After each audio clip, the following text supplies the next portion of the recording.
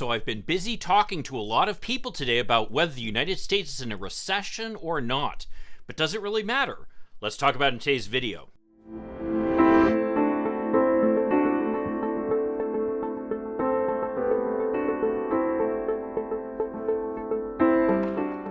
Hi, I'm Mike Greiner. I'm a lifelong Democratic activist who's concerned about the direction our country is taking. I'm also an academic and a lawyer, and I'm here to help you stand up to the BS of the MAGA crowd. So President Biden and his administration are on the defensive, arguing that the United States is not in a recession. And to be fair, the president has some good points, actually. Now, it's true that the United States has posted 2 consecutive quarters of declining GDP, which according to a lot of people is kind of a shorthand for us being in a recession. But the actual declaration of the United States being in a recession is not quite so simple. The responsibility for it falls to a committee of 8 economists within the National Bureau of Economic Research called the Business Cycle Dating Committee. That committee meets, and usually it's months after the recession has started that they actually declare whether there was a recession or not. And they take a variety of measures into consideration when they make that determination. So, for example, they're likely to consider the fact that right now employment growth is strong, and is wage growth. Those are 2 things that you don't typically see in a recession. What's more, even though that consumer spending seems to have stalled a little bit, people are still spending heavily on things like restaurants and travel and going out. Again, doesn't seem like the kind of thing you'd see people spending money on in a recession. What's more is manufacturing is up, and private sector employment has actually gone above what it was prior to the pandemic. So those are all strong signs that the American economy is doing well. At the same time, you can't argue with the fact that inflation is too high right now, even though my guess, and the guess of a lot of economists, is it's actually lower than the top line figure we saw last month of 9.1%, that it's been going down since then. Because there are some indications that the economy is slowing down. Some of the big ones include things like housing, for example, which is slowing pretty dramatically. Not terribly surprisingly, considering the fact that the Fed raising interest rates is going to increase the cost of borrowing when people try to get mortgages. Similarly, business investment seems to be slowing a little bit. That could be, again, because of the fact that business either doesn't want to pay for the higher interest rates that it would pay if it were borrowing money to buy certain kinds of equipment, or they're just trying to kind of hold on to their money just because of the fact that there is so much uncertainty with respect to the economy right now. Finally, government spending is down. And this is where I really find the Republican argument against President Biden to be really rich. I mean, the Republicans under Donald Trump spent like drunken sailors. And even prior to the current administration passing its COVID Relief Act, the Trump administration, with the support of Republicans and Democrats, had passed 2 prior rounds of COVID relief. So this claim that all of a sudden, it's all the Democrats' fault that there's so much money in the economy is really hogwash. What's more is that the deficit is actually down quite a bit, which is something that shouldn't be terribly surprising if you know the history and the fact that Democrats tend to be more responsible with taxpayers' money than the Republicans are. And that's been a pattern that we've seen time and again and again and again. The fact of the matter is, despite their rhetoric, if you want to get rid of the national debts, the thing to do is elect Democrats. So to me, the Republicans have no basis for their argument that somehow this is all Joe Biden's fault or something. And amazingly enough, at the same time as they say that, they also say that he's a weak president, but yet somehow the entire world is dealing with inflation and a recessionary environment right now. For someone who's a weak president, he's amazingly powerful if he's able to impact the global economy on such a way. But ultimately, I think this is a little bit of a tempest in a teapot. I mean, people think the economy is doing badly overall, and in fact, the numbers really are quite striking. The University of Michigan conducts a regular survey where they assess consumer confidence, and consumer confidence right now is at the lowest point it's ever been. In other words, it's worse now than it was at the depths of the financial crisis back in 2008 and 2009, when literally the American economy had gone off a cliff and the financial system was close to collapse. It's worse than it was after 9/11. But what's really telling is when you ask people about their personal finances, people are feeling pretty good about them. They feel good about their jobs. They feel good about the fact that they're going to be able to pay their bills.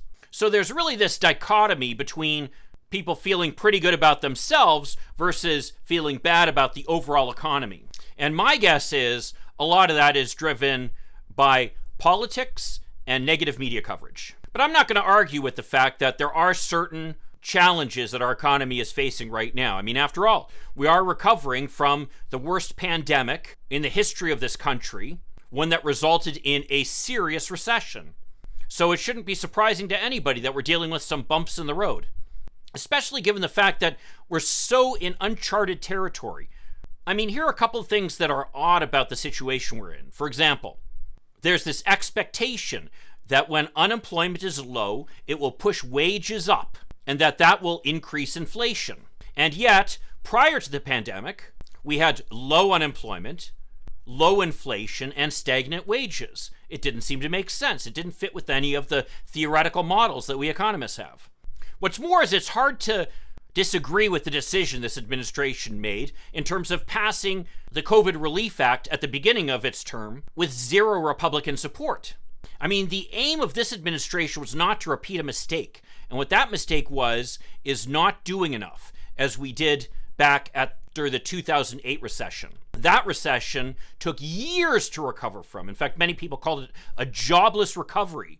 And the reason was the federal government didn't step in and provide enough money to kind of gin the system.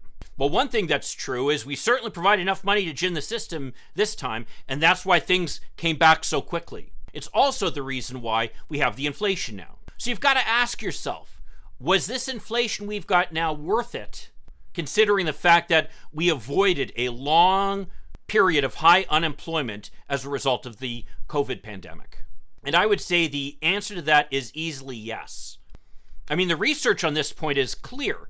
Fear of losing their jobs is a much more serious concern to people than fear of inflation. So I would still argue, even to this day, that the administration made the right call there. Nevertheless, again, as I keep coming back to it, the economy certainly has some challenges now. So does that mean we're in a recession? Well, maybe, but does it really matter? I mean, at the end of the day, there are recessions and then there are recessions. Most of us probably remember the 2008 to 2009 financial crisis and the recession that followed after that, which was the deepest and most serious recession since the Great Depression. Some of us may also remember the recessions that occurred in the early 1980s. Those recessions, by the way, were specifically caused by the Fed's effort to get control of inflation. But at the same time, there was also a recession, by the way, in the early 1990s. That recession was also caused by the Fed increasing interest rates with a specific aim of achieving what they called a soft landing of the economy. The recession was serious enough that people felt it. In fact, they took out their anger about it on George H.W. Bush, because, of course, as is typical, when all these recessions happened, Republicans were in control. And let me remind you that when this recession that we're currently in, assuming there is a recession, started, or the precipitating factors to this recession happened, Republicans were also in control. At any rate, people took their anger out on George H.W. Bush, and he was defeated in his campaign for re-election that year. Remember Bill Clinton saying, "It's the economy, stupid? That's why." But yet nowadays, when we look back, most of us can probably remember the recession that occurred after the financial crisis. Many of us may also remember the recession that occurred after 9/11. And a few of the old folks out there like me may remember the recession of the early 1980s. But I'd be willing to bet that nobody remembers the recession of the early 1990s. And the reason for that is it was so mild. Unemployment ticked up slightly, the economy slowed slightly, but within a relatively short period of time thereafter, the economy sped up and we had the go-go 90s, one of the highest periods of economic growth in the history of our country. That period also, by the way, when we had Bill Clinton in the presidency, is the last time the United States actually ran a budget surplus. But the point is, even if we're in a recession then, that's just a word. It doesn't really mean anything. What is meaningful is that people are concerned about the state of the economy right now, and they certainly have some basis for those concerns. I think, frankly, that the administration and the Fed right now are doing all the right things to get control of inflation, while also trying to achieve that soft landing of our economy like was achieved in the early 1990s.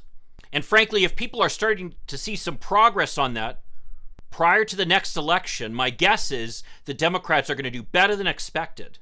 And even if the relief doesn't really start to come until next year, I think people will appreciate the kind of strong leadership that President Biden and the Democrats have shown as they've been able to address this period that really has been kind of uncomfortable and scary for most of us. Well, if you don't believe me, by the way, that Democrats are better stewards of our federal budget than Republicans, check out this video over here. It turns out that the Democrats have a much better economic record than Republicans. I'll see you then. In the meantime, let's hope for continued progress. Thank you.